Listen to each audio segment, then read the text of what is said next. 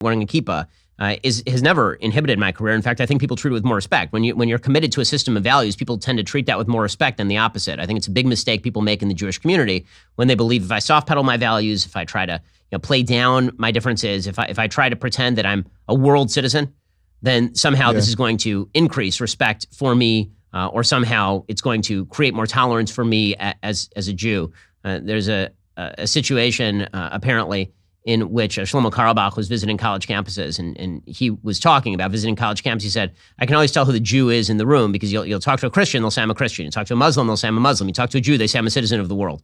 And that's that's a real problem. Right? One of my big kind of complaints about the Jewish community is if you're supposed to be a light unto the nations, there are Jews who are significantly more knowledgeable about pretty much every aspect of Judaism than I am. Why am I the only one on TV wearing a kippah?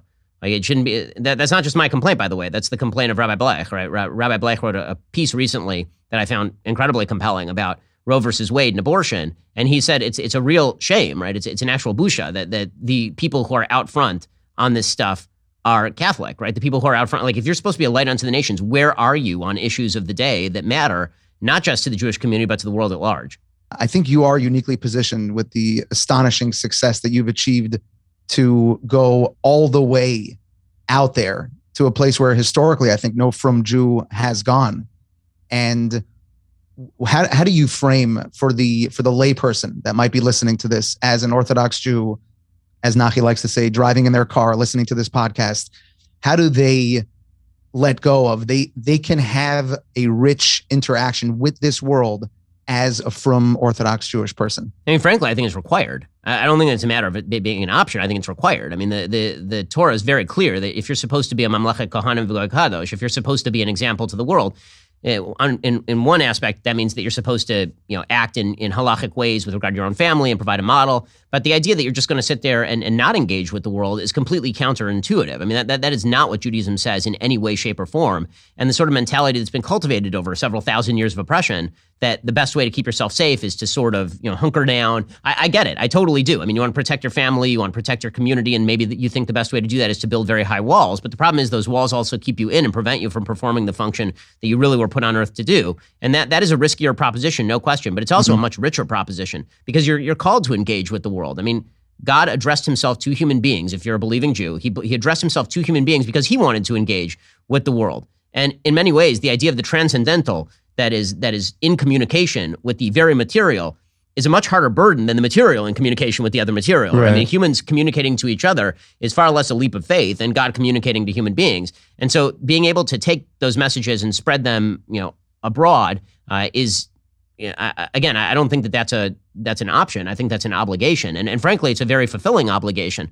So it's as I say, it's annoying to me that there need to be more people who are wearing kippot than just me on TV talking about these things. And people need to stop pretending that it's some form of protection not to talk about these things as an Orthodox Jew. People will leave you alone. The fact is that I think that just on a statistical level, there's a solid case to be made that my show, which talks very infrequently about Judaism just straight, right? It's always talking about general values, and it's talking about politics, it's talking about things of the world.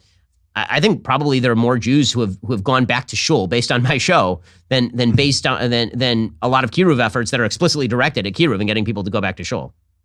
Nice. Right.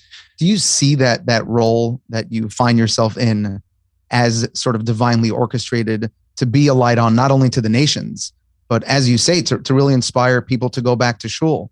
I mean, I think that I've been given opportunities, right? And so if you're a frum Jew, then you always think in terms of opportunities and what you're handed. I mean, my dad once suggested to me that the definition of the word observant is when you say you're an observant, it means you observe the practices and the halakha, but it also means that you observe the world around you and you treat it through the prism of this is divinely ordained. So I don't think that God is like specifically picking me out because I'm special. I think that he has a plan for everybody. I found myself in positions of opportunity and I've been able to take advantage of those opportunities in unique ways. And so, that's frankly, it's a duty. I don't think that it's a matter of I'm so special, I made great decisions, look at me, woohoo. I don't think it's about that. I think that when you're provided an opportunity, you don't take it, that's a sin.